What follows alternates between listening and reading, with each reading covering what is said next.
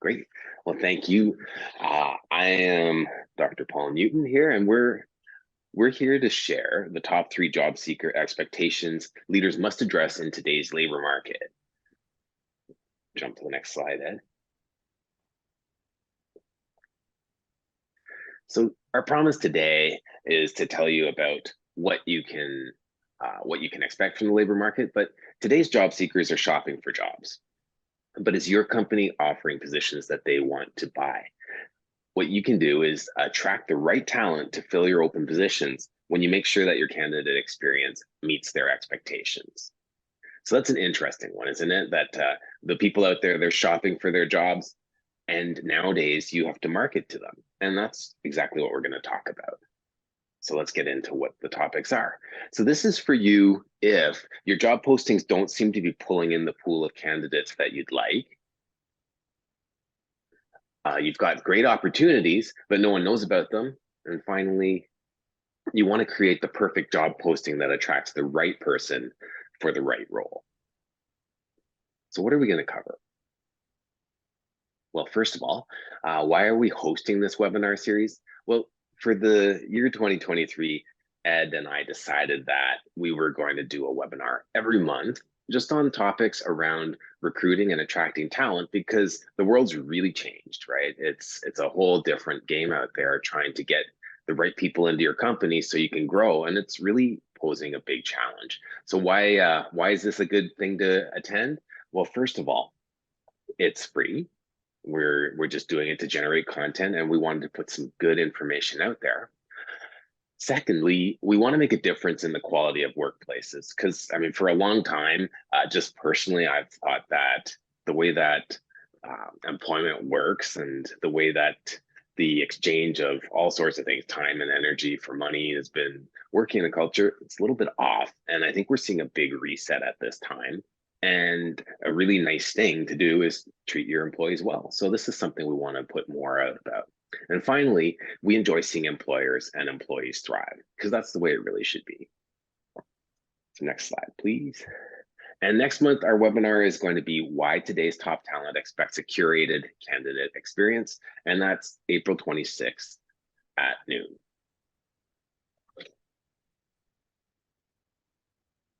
So what are we going to cover? In this session, you're going to discover why the wording of your job posts is critical to getting a response, and how to build trust with job seekers by putting out a consistent message across all platforms. And finally, the secret to creating engagement that candidates expect from companies that they want to apply to. So why are you listening to us? Well, first of all, you're here. Thank you.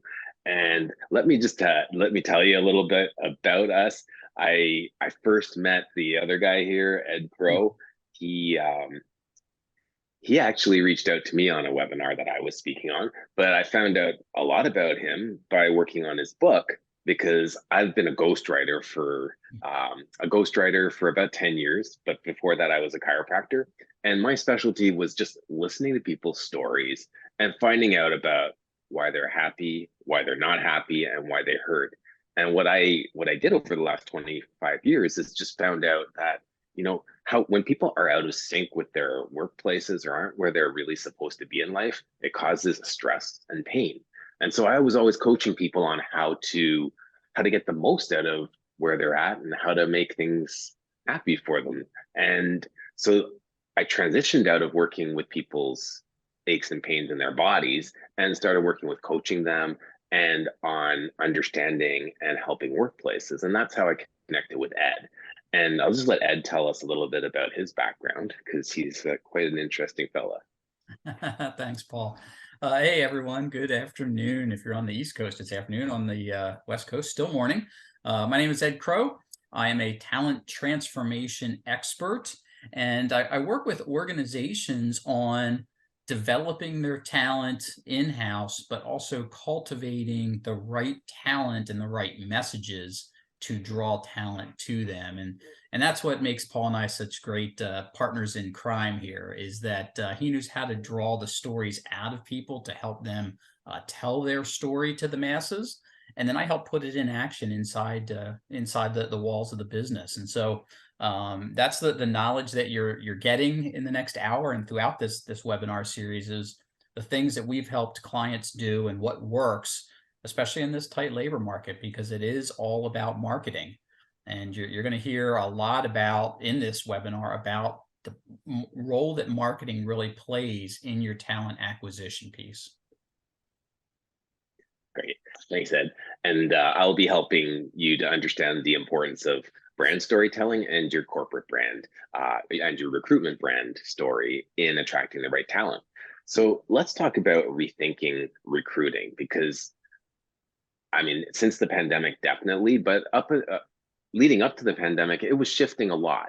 And I think most people that we've been talking to have definitely experienced that getting the right people in to interview is a real challenge. So we need to look at the experience we're putting out there. So I want you to think about whether your candidate experience is concise, because today's job seekers have that TikTok attention span, right? Like I don't go on there a whole lot unless someone sends me a silly video that, you know, is definitely entertaining, but they're short, fast, and it just keeps throwing these things at you. So our attention spans are shrinking and we can't tolerate big, long posts anymore. And that's what we're doing with our job postings, and we need to change that up.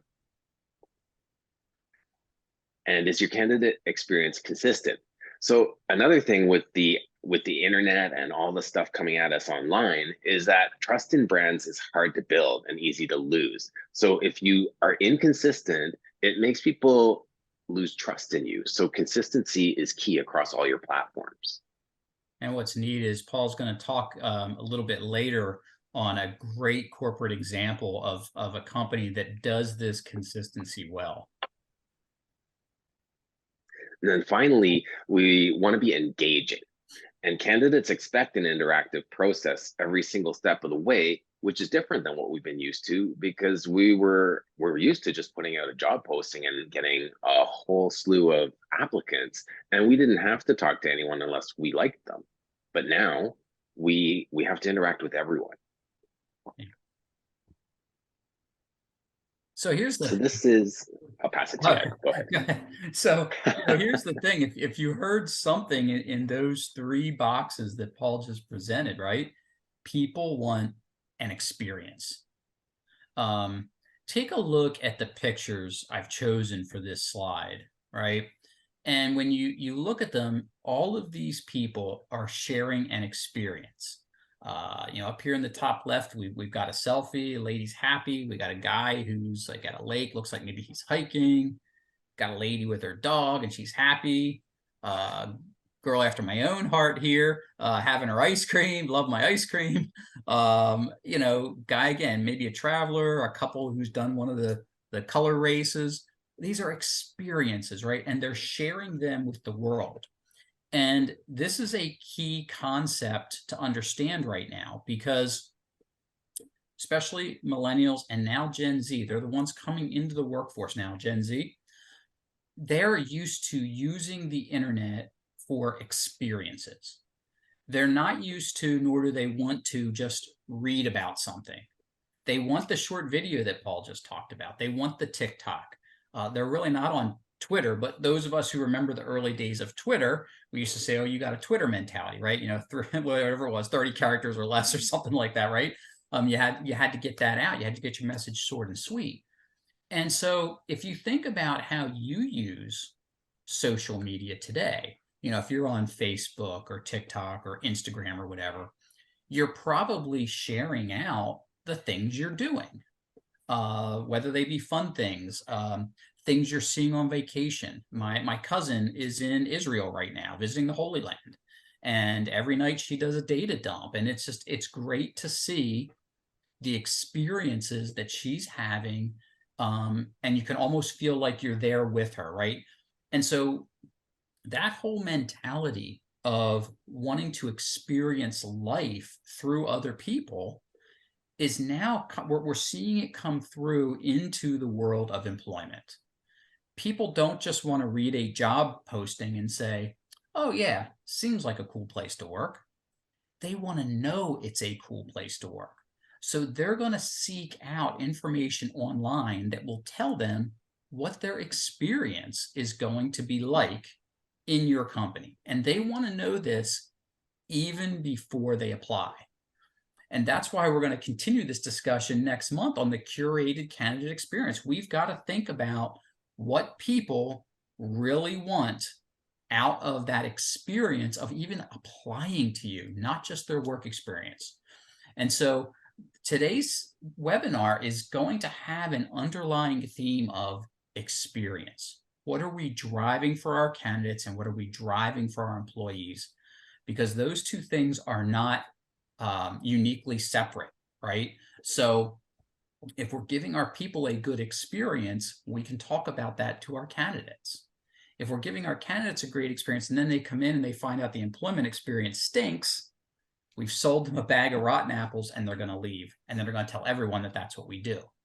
So we have to curate both sides of the equation.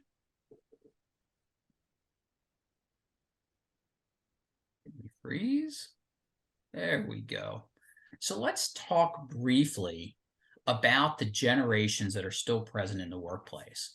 And I'm sure that most of you on the webinar today have had seminars over the years on the generations, right? And so I don't want to spend a lot of time, but I want you to think about whether you still have any silent generation folks in your workforce. And if you could enter that in the chat, just a simple yes or no, that would be great.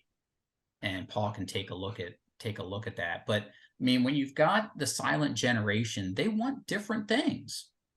And if you still want to employ some of the silent generation, we have to talk to them differently. For instance, might benefits be something important? Probably with their age.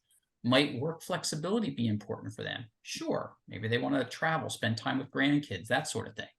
And so when you look at this generation, the younger folks in this generation are most definitely still hanging around in the workforce, and there's nothing wrong with that. Then we got the boomers.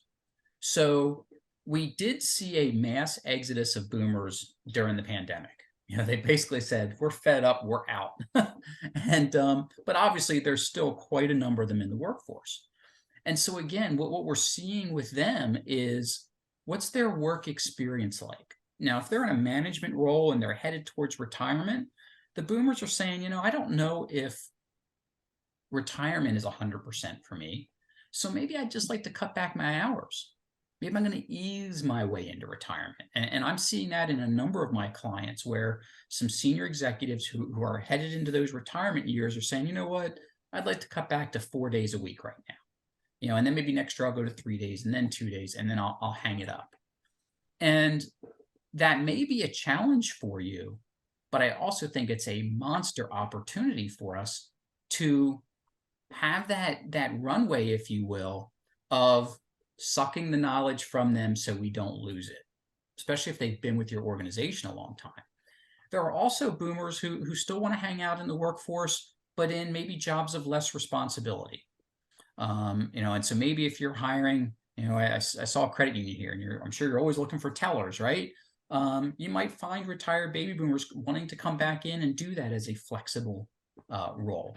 Well, how are we communicating with them? How are we expressing that we're not just, quote, looking for young talent, right? That we're looking for people who can smile and have a caring attitude. And Paul's going to talk about the way in which we put the messages out there to attract the kind of people that we want.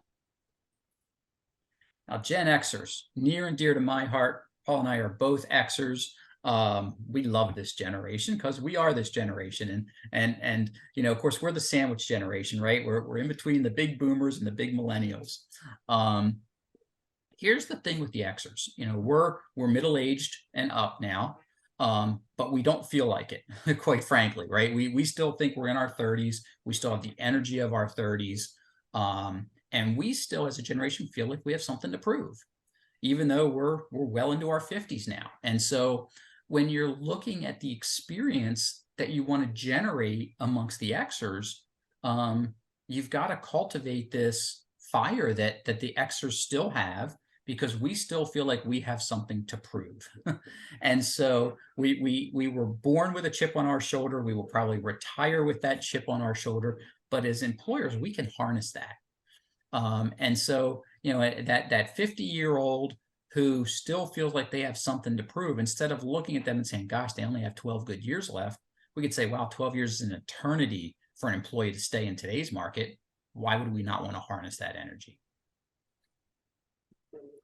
Now let's talk about the millennials, Gen Y. So the poor millennials, right? I mean, they've taken heat for 20 years. And the reality is that they are now the largest generation represented in the workforce. They are not 20 somethings anymore. These folks are the eldest of them are in their 40s now. And we have to recognize that these are not the kids that we were complaining about 20 years ago. These folks have families, they've got houses, they got dogs and cats, they got car payments, they got it all, right? They are established adult human beings now. And yet I still find that we refer to, quote, the millennials as some group of kids. If we don't recognize the fact that these folks are fast approaching middle age, we're missing out on an opportunity on harnessing their still very youthful energy. And so again, what's important to millennials right now? They still crave the upward mobility. They still crave an opportunity to make a difference and to feel like they're contributing to part of a greater cause. So if we're trying to cultivate experiences around millennials, those are the types of words and experiences we want to be using with them. And then finally, Gen Z. So these folks are popping out of colleges now and entering the workforce now. And we see a very close kinship in terms of the kinds of things that they want out of work with the millennials. There's not as clear a distinction. I mean, from boomer to X, X to millennial, there were clear distinctions in what we wanted.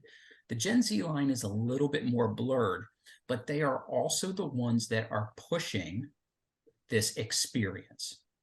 If you think about the fact that millennials don't really remember a life without the internet, Gen Z doesn't know life without a smartphone in their hand. I mean, many of these kids, excuse me for saying that, but as kids, many of Gen Z, 6, 7, 8 years old, had a phone, right? And it was a smartphone. It was a window to the world. And even if their parents didn't give it to them that young, by their teenage years, they definitely had that window to the world. And so their view and their access to information is very different than what we experienced in the early days of the internet. And so they're driving this need, this desire to understand what your place of business has to offer, not just the job, but what's the culture like, and can they see themselves in that culture? Those are crucial comments, or excuse me, crucial things to address when we're looking to bring in this younger generation. And so if you think about what I've described here with this experience age, right? It's in the middle here with this employee experience. If we add our workplace culture to that, we get something called the employment brand. And in a little bit, Paul's going to explain to you why it's so important to build out the employment brand, but also how we do it is absolutely critical because of the things I just mentioned with each of those generations. What's the wording that we're using? What's the language that we're using? And so when people are looking for this great experience as employees, that experience grows out of our corporate culture. I can tell you that the more stodgy and formal our culture is, the less that's going to appeal to the younger workers. The more relaxed we are, the more hip, if you will, the more we're going to appeal to younger workers. And that's a big paradigm shift. I mean, I can still remember early in my 20s in early 30s, excuse me, when it was fashionable to have dress down Fridays, right? Casual Fridays were a thing. And we thought, oh, this is really cool. But after a while, we thought, well, wait a minute. If it's okay that I'm business casual on a Friday, what makes Monday through Thursday so special, right? And now we're at the point where, unless you're going to court, you're probably not putting a tie on. So we've really changed in the last several decades. And today's employees, but more importantly, the candidates that we want, they're assessing our culture. Because one thing I'm sure I don't have to tell you is that all the good people right now are employed. And so when we're putting job ads out there and we're looking to attract people, essentially what we're doing is we're saying, hey, we know you have a job. Our grass is in fact greener on this side of the fence. So come join us.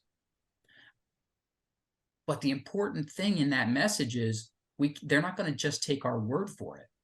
We have to show them how the grass is greener. And that comes through talking about our culture. That comes through delivering on a great employee experience that they can find on the internet.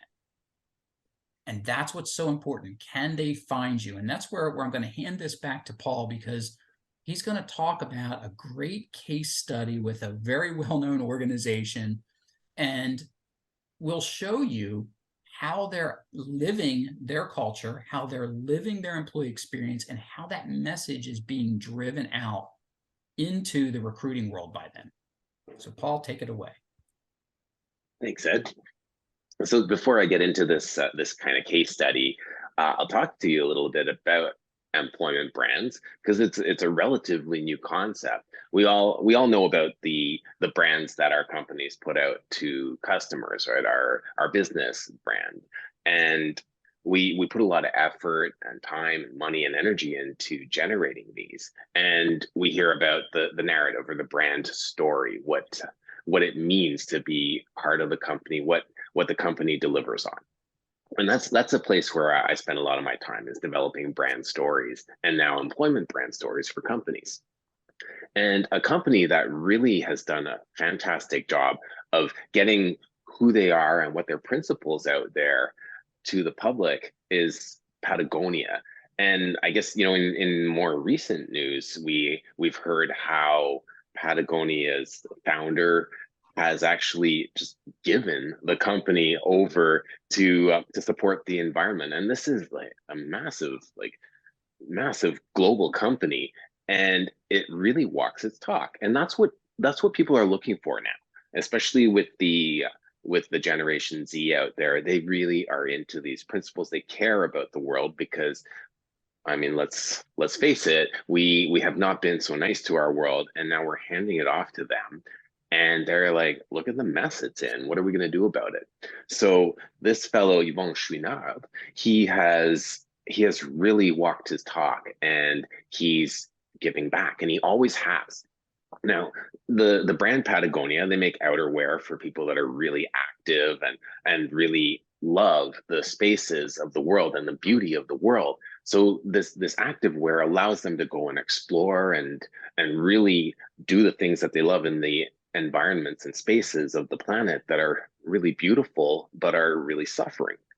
So why is it so reputable? Well, they're passionate about sustainability. They've beat out 99% of other prominent US businesses in consumer rankings for company ethics, citizenship, and culture. And I'll get you to click that again. And how? Well, they proactively nurture sustainability on all levels. They are creating a workspace culture of sustainability and positively resonates with established, new, and prospective employees alike. And they're attracting new talent that is excited about, I always have to look up CSR, and identifies with sustainability as a lifestyle. Anyway, so we're all talking about sustainability here, and socially conscious businesses.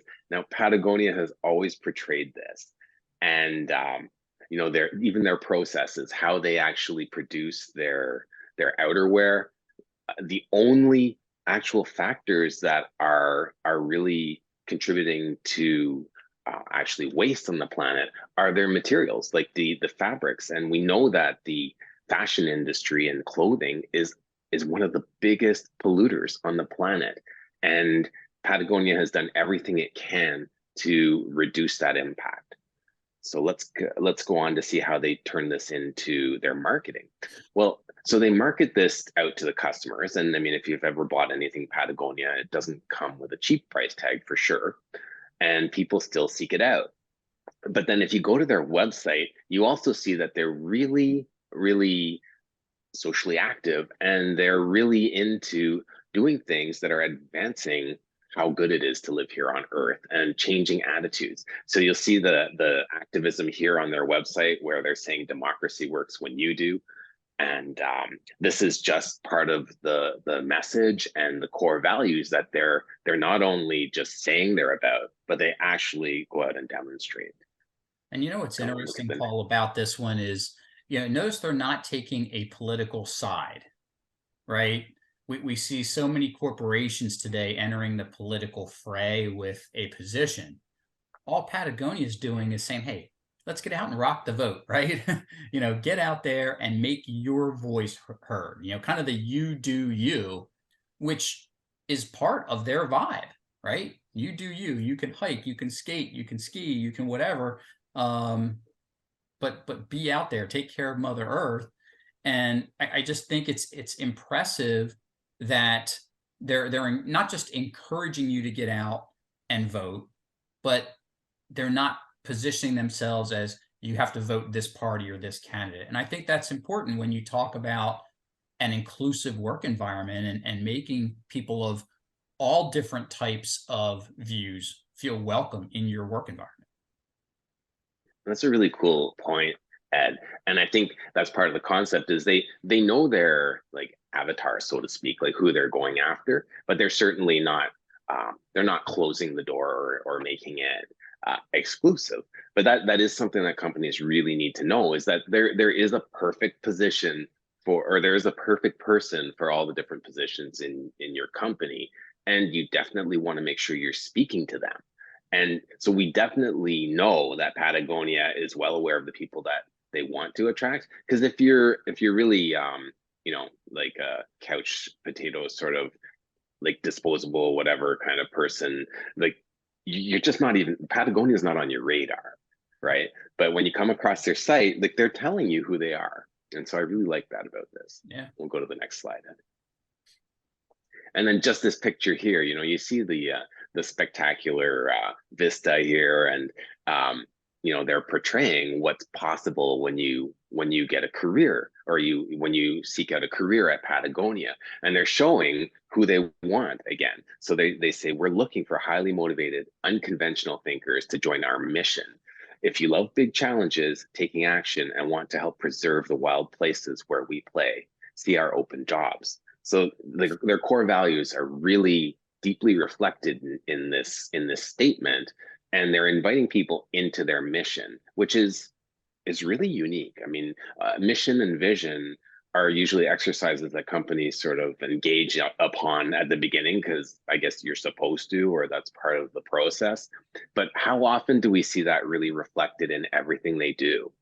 But when you actually have employees that have such a strong belief in the mission of the company and they reflect it, and it's not just because it's the company's mission, but it's because it's part of who they are, then this unified front that they present to the market, it just has this power that attracts more people that are like them. And that's really what you want in a company. So attracting exactly the right people that your company's mission and vision needs is what we're looking for.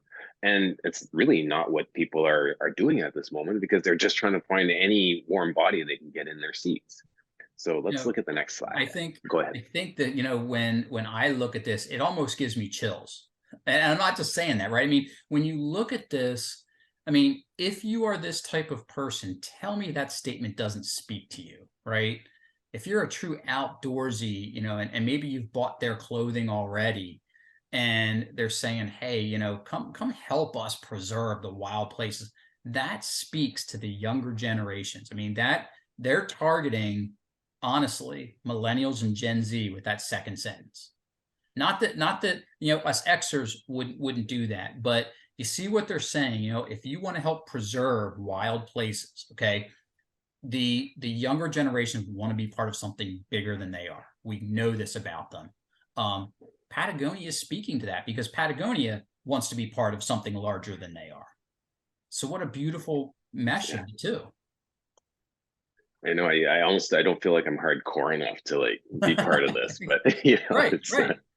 but yeah, they're asking for people to take a big step with them.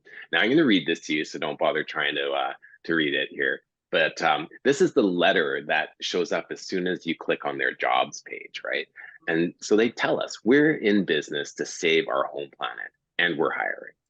We have offices in Ventura and Sausalito, California, Reno, Nevada, our European headquarter in Amsterdam, Netherlands, and we have a number of retail stores across Europe and the United States. If you find a position that matches your skill set, please fill out an online application. Attach your resume, cover letter, and any other relevant info to help us understand why you're the right person for the job. Because again, they want to know that you're the right person. We want to hear about your adventures, passion, and how your values align to our mission. And I absolutely love that Mhm. because they're not trying to force their mission on the employees that they have and just jam down the throats of everybody that'll possibly listen. What we talked about in our executive something marketing committee meeting with some outside consultants, they're inviting the people that join the company to join their mission. And I really love that. So once you submit your application, you will receive a confirmation email. We will carefully review your application and respond personally to applicants that best match the qualifications for the open positions. We consider all qualified applicants for employment without discrimination on the basis of race, color, religion, sex, sexual orientation, gender identity, national origin, protected veteran status, disability, or any other factors prohibited by law. Thank you for your interest in Patagonia. Now, I I mean, the second paragraph, again, it's just packed. Like they didn't just write this off the top of their head. There was so much thought that went in here. And what they're saying is that, when you apply, you're going to get a response. Okay, sure, it's auto-generated, but we're still considering a lot of factors. It's not going into some void and getting pulled out just when we need to hire someone. We're putting attention into this. And that is the sort of thing that these people in Generation Z are expecting is to know, well, I did something. What are you going to do now? And there's an interaction, a sort of dialogue that's happening. And it's something that needs to be done in the recruitment process now, which is the next thing we're going to talk about, which is about engagement. So they're already telling what the engagement process is going to look like.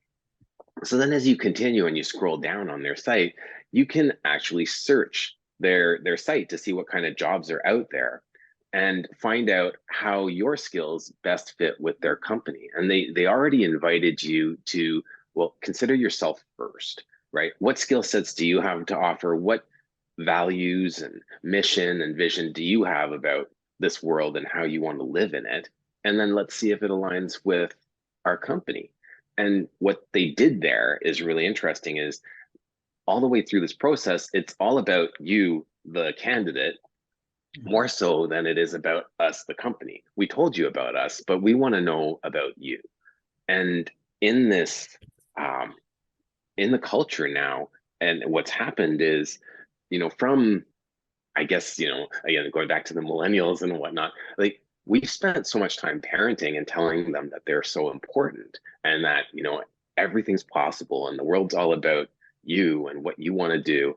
And now our generations have moved away from this, like, oh, don't listen to me, like I'm not that important, to like, wow, like what can I do here? I'm the most valuable person. I deserve an award for everything, whatever. And I don't mean to make fun of anyone here, but we've built people up so much that everything is very me focused, me centric, and everybody's looking for what's in it for me here.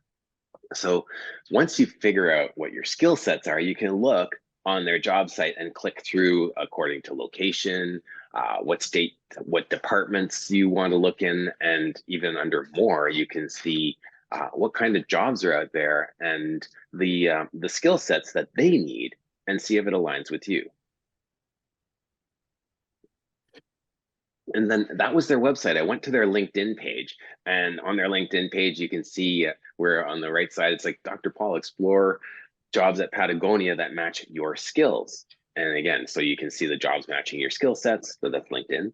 But anyway, you don't have any question when you look at this site or at LinkedIn whether this is the same company because you got their logo, but then you see this person climbing an extreme rock face. So um, it's again speaking to their target audience. And then it talks about the company. So this is LinkedIn, and let's look at how they post their And look at jobs and things. Paul, Go look ahead. at what's right underneath their logo. We're in business to save our home planet, right? That's their mission. Not we provide you clothing to conquer the world, not we're a retailer, not we make the best outerwear around. We're in business to save the planet. So you talk about them living the mission through everything and how we can't underestimate statements like that. So often companies will put out there, we are the best bank, we are the best restaurant, we are, and they're making these grand statements, but is that really connecting with someone? That statement is a connecting statement. And so Paul's going to talk more about the consistency factor. So we've jumped from their website to LinkedIn. We're seeing the consistency now in that message of what they're really all about. What's their mission? Yeah, and I love that. I love the fact that they've put a lot of effort into creating their not just their corporate brand story, but their employment brand story. And then they take that story and they make sure that everything that they put out there aligns with it. So you look at the posts that they have, and you can see again the activism and how they're just encouraging people to go and stand for what they believe in.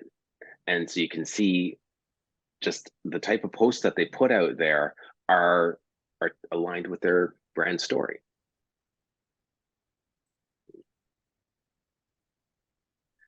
And I'll hand this over to you, Ed.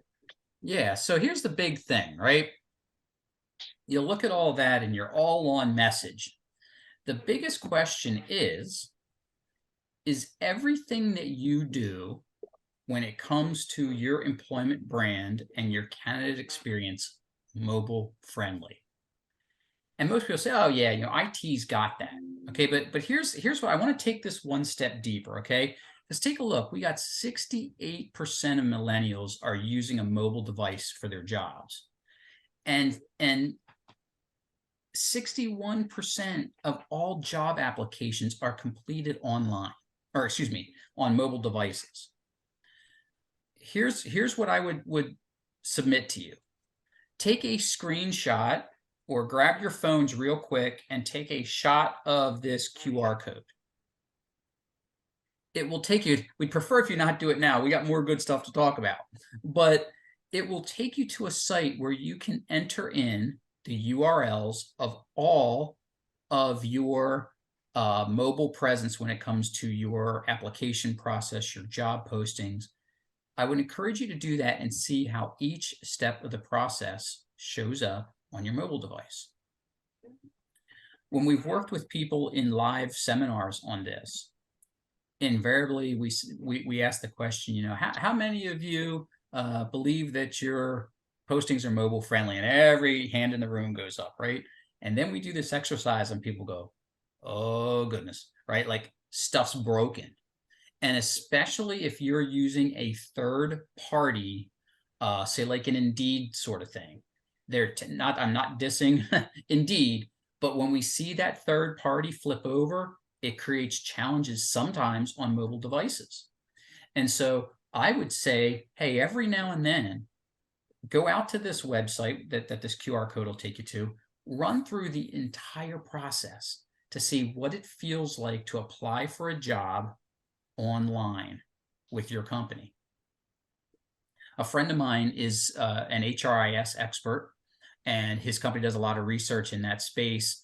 And he said to me, Ed, on average, and this is the scary thing, average, it takes 52 clicks to get through an online employment application. That is way too many. When's the last time you counted the clicks it takes for someone to apply to your employment ads? And when I talk to folks about this, sometimes I'll get, well, if they can't do that, Ed, they're not committed and I don't want them. And my response is always, when's the last time you wanted to click 52 times to get to something on the internet that you wanted, right? We won't even go to the second page half the time when we're doing a search, much less click 52 times. If you have to click 52 times to buy something on Amazon, you're probably not buying it, right? Stuff has to be quick. It has to be fast. And so does the entire process look good on a mobile device? And because we don't have any, at least I did not see anyone coming from the food industry, I'll pick on them for a moment. One of my biggest pet peeves about that industry is, maybe you're in a strange town, and so you start searching, hey, I'm in the mood for a steak. Give me a good steak joint, right?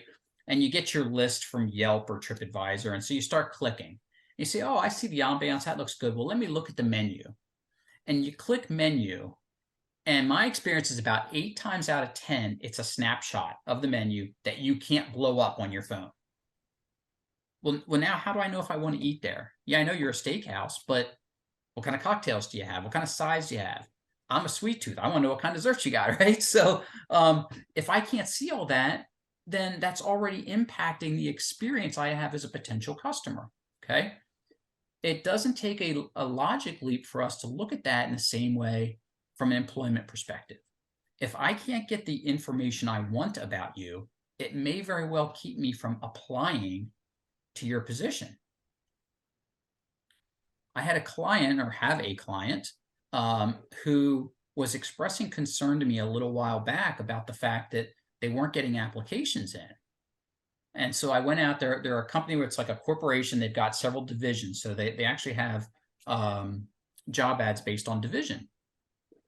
And I go to the one division, and I click on the job ad, and I get a 404 error message. It's like, well, that's not good. I go to their next job, 404 error message, and the next one and the next one, all of them, there was a link broken. And when I called HR, I mean, her face melted, right? Like, she couldn't believe that she hadn't gotten resumes in a couple of weeks. Well, that tells me that that has been broken for a couple of weeks. No one's going to pick the phone up and say, oh, hey, tried to apply for a job with you guys, but the link's broken. They're going to say, well, this company doesn't have its act together. I'm moving on somewhere else. And we don't have to like that that's the environment that we're in, but that's the environment that we're in. Remember, we're trying to market our positions that the grass is greener here. And if we make it more difficult, really the message that we're sending is, this is what life is going to be like for you here. It's going to be difficult.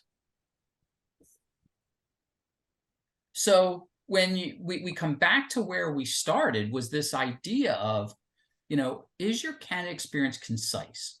How quickly can you reel me in?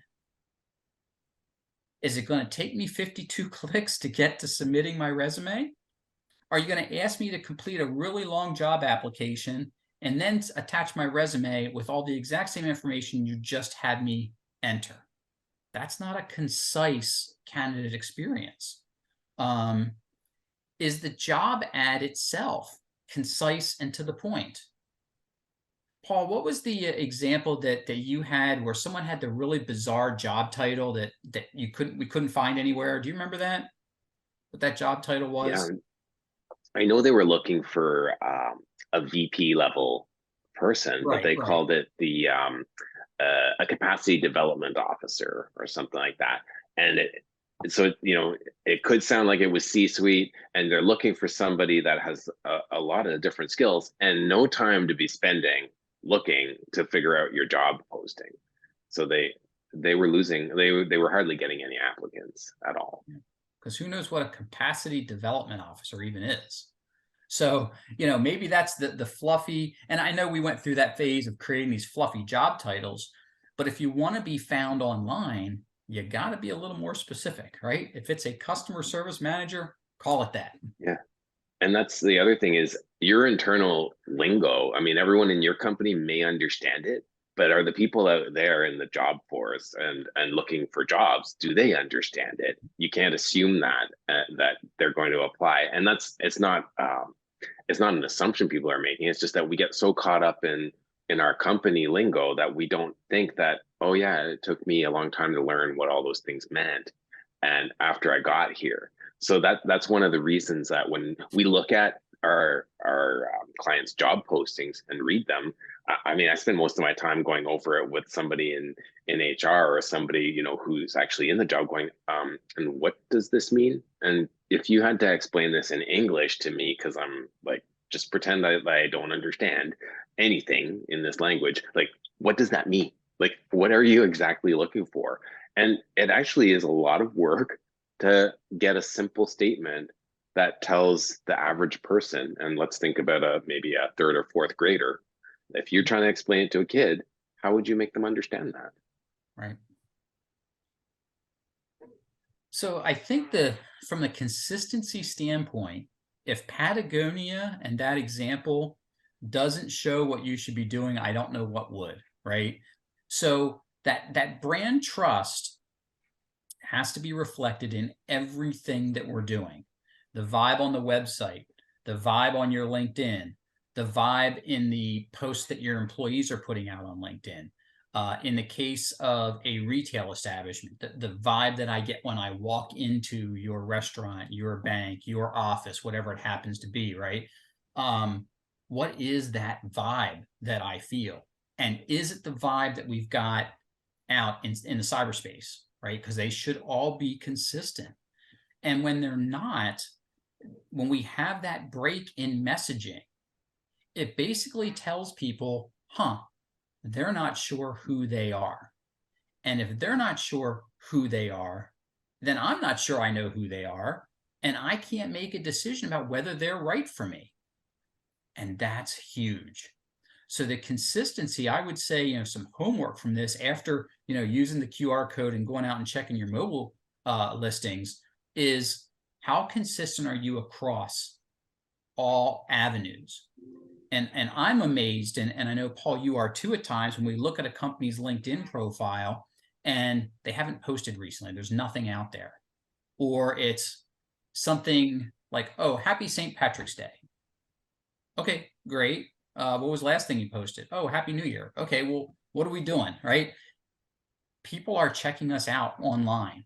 They're making these decisions to apply with us based on the information that they find. And so they're not just going to our website. They might just type in ABC company and see what pops up, especially if you're recruiting higher level people.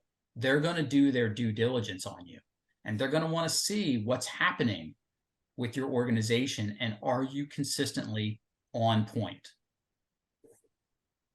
And then finally, the engaging piece. If you heard one thing today, especially as Paul was reviewing the Patagonia piece, candidates want their hands held.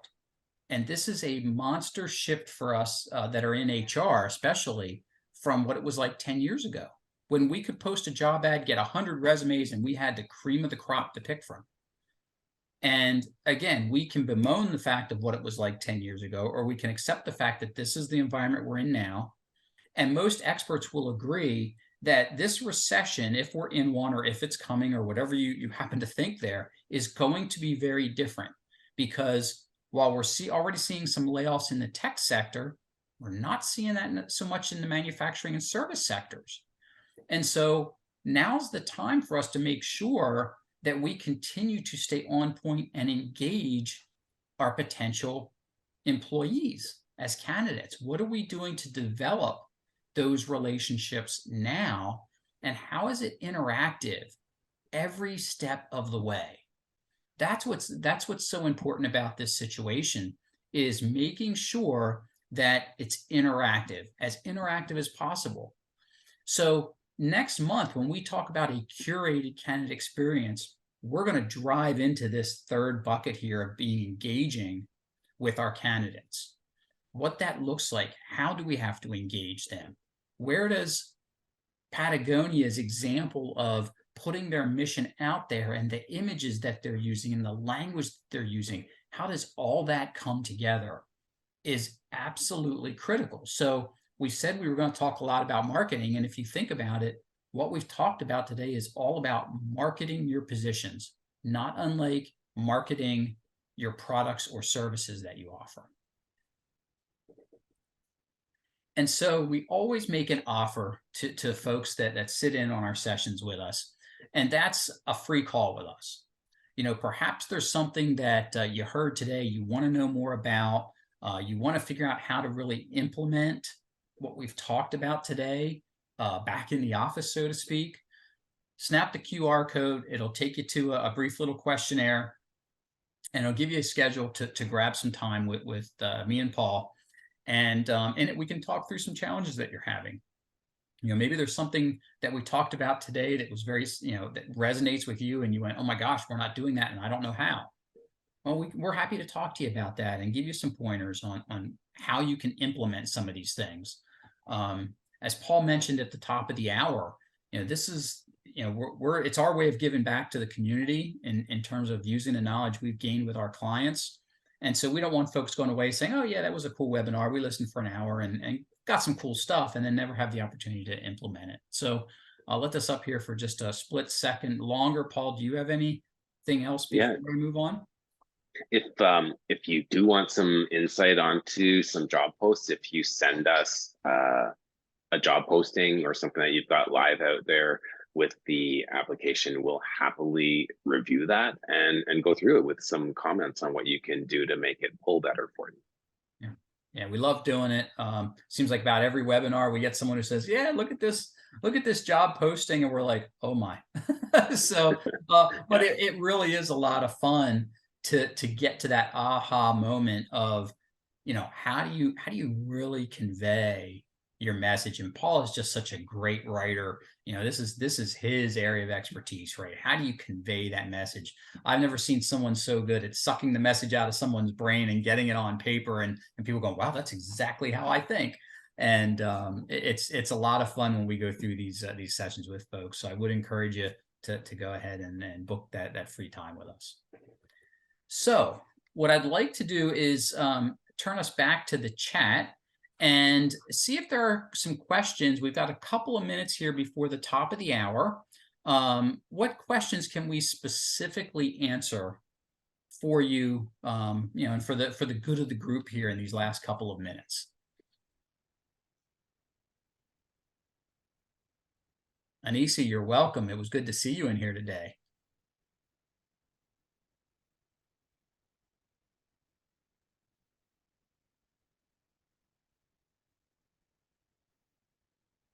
I'm not seeing any questions come through just yet, and that's fine. So again, don't forget about the fact that we do one webinar a month. While it is a series, they're not necessarily in any particular order, but you can hit my website, edcrow.com, then go to webinars. You'll see the schedule there. You can register for the whole series or just one at a time, but they're all free, and they're all on a Wednesday at noon, usually around the third or fourth week of the month or so. And so with that, I'm going to go ahead and wrap it up. Thank you all for engaging with us, being in the chat room. And thank you so much to my partner in crime, Paul, for his insight as always. And we look forward to seeing you on a future webinar. Thank you. Take care, everyone.